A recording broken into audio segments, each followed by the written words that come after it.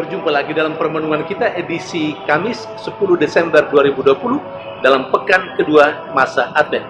Bacaan-bacaan liturgi yang kita pakai hari ini, bacaan yang pertama dari kitab Nubuat Yesaya bab 41 ayat 13 sampai dengan 20, dan bacaan Injil dari Injil Matius bab 11 ayat 11 sampai dengan 15. Kedua bacaan liturgi hari ini berbicara tentang kata-kata peneguhan dan pujian. Setiap manusia, setiap kita membutuhkan peneguhan dan juga pujian dalam kehidupan kita sehari-hari. Bangsa Israel ketika berada di tanah pembuangan, mereka mengalami goncangan kejiwaan yang luar biasa.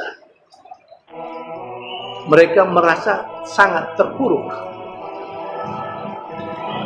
Mereka mendapatkan peneguhan dari siapapun. Yesaya dalam nubuatnya, seperti yang dikatakan dalam bacaan pertama hari ini, menyadarkan kita semua bahwa di saat-saat bangsa Israel mengalami keterpurukan dalam hidup karena pembuangan, mereka justru sangat membutuhkan kata-kata peneguhan, kata-kata yang menguatkan mereka. Dalam nubuatnya, Yesaya memberikan peneguhan kepada bangsa Israel bahwa Yahweh Allah mereka akan menolong mereka, bahwa Yahweh Allah bangsa Israel, Allah mereka, tidak akan pernah meninggalkan mereka. Ini kata-kata peneguhan yang disampaikan oleh Yesaya dalam nubuatnya. Saudari dan saudara yang terkasih, hidup kita terkadang seakan berada dalam masa pembuangan. Kita terkadang berada dalam situasi keterpurukan. Kita terkadang berada dalam situasi yang tidak enak. Kita seringkali juga berhadapan dengan tantangan dan kesulitan-kesulitan kehidupan kita. Saat-saat seperti itu, siapapun kita yang mengalami penderitaan dan kesulitan sangat mengharapkan orang lain yang memberikan peneguhan dan kekuatan bagi kita, sekurang-kurangnya secara verbal.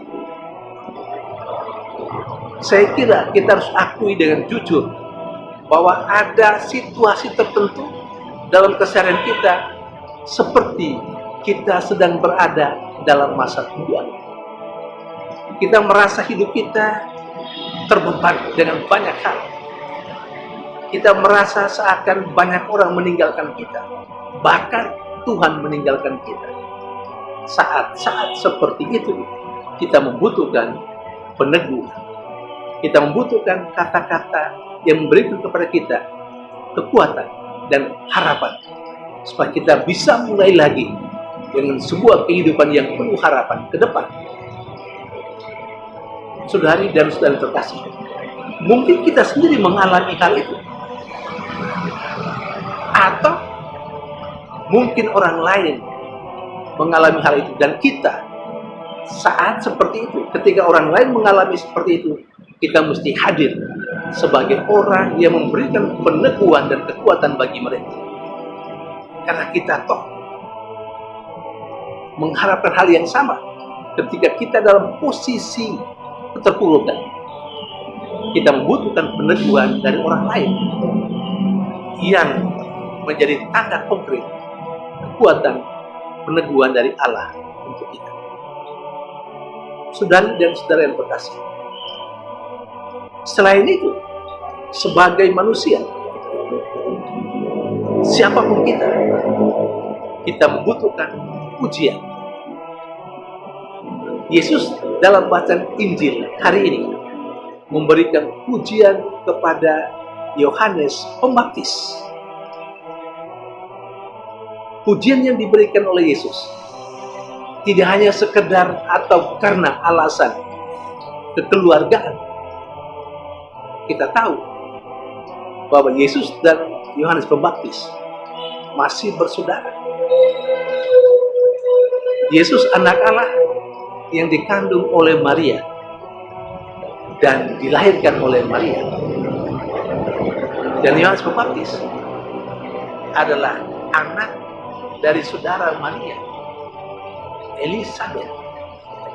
Tetapi pujian yang diberikan oleh Yesus kepada Yohanes Pembaptis bukan karena hubungan kekeluargaan, tetapi pujian dengan alasan yang sangat objektif. Yohanes Pembaptis telah melaksanakan tugasnya dengan baik. Dan pujian itu terungkap dalam kata-kata sebagai berikut yang diucapkan oleh Yesus. Di antara semua yang dilahirkan oleh perempuan, tidak ada yang melebihi Yohanes Pembaptis. Saudari dan saudara yang terkasih, pujian juga kita butuhkan. Dan pujian harus kita berikan kepada orang-orang yang pantas mendapat pujian. Tidak karena hubungan kekeluargaan, tetapi sekali lagi sungguh atas dasar yang objektif. Ketika seseorang mampu melakukan tugas-tugasnya dengan baik, pantaslah kalau kita memberikan pujian bagi mereka. Andai kata pasanganmu, entah istrimu, entah suamimu, mungkin juga anak-anakmu, bahkan sesamamu, siapapun mereka, andai kata mereka telah melaksanakan tugasnya dengan baik, mengapa tidak kita mesti atau Anda mesti memberikan pujian kepadanya? Jangan sampai kita lebih gampang mengkritisi, kita lebih gampang menyinyir daripada memberikan pujian. Oke lah, kalau tidak ada sesuatu pun yang menjadi dasar atau alasan untuk memuji, tidak perlu juga kita memberikan pujian. Tetapi kalau kita punya dasar, misalnya karena orang-orang bisa melaksanakan tugas dan kepercayaan yang diberikan kepadanya dengan baik, mengapa kita enggan memujinya? Saudari dan saudara yang terkasih, saya dan Anda pasti membutuhkan peneguhan dari orang lain dan pujian dari orang lain. Ketika saya dan Anda berada dalam situasi keterpurukan, kita perlu peneguhan dari orang lain yang menjadi tanda konkret kekuatan dan peneguhan dari Allah untuk kita. Tapi pada saat yang sama juga, ketika orang lain yang ada di sekitar kita berada dalam situasi keterpurukan, kita pun mesti hadir sebagai tanda nyata dari Allah untuk memberikan penghiburan dan kekuatan serta peneguhan bagi orang-orang lain. Sebaliknya, kita pun menginginkan pujian dari sesama kita yang telah melihat dan merasakan bahwa kita telah melakukan dengan baik apa yang menjadi tugas dan tanggung jawab kita. Sebaliknya juga, ketika kita melihat orang lain yang ada di sekitar kita mampu melaksanakan tugas dan tanggung jawabnya dengan baik, kita perlu juga memberikan pujian bagi mereka. Saudari dan saudara yang terkasih, semoga bacaan-bacaan liturgi hari ini memberikan inspirasi kepada kita bahwa kita perlu memberikan peneguhan dan kita membutuhkan peneguhan dari orang lain ketika kita berada dalam situasi keterpurukan. Sementara di sisi lain, kita juga membutuhkan pujian dan perlu kita memuji orang lain kalau mereka memang pantas dipuji karena kehidupan mereka yang baik, karena tutur kata ataupun perbuatan-perbuatan mereka yang baik. Tuhan memberkati.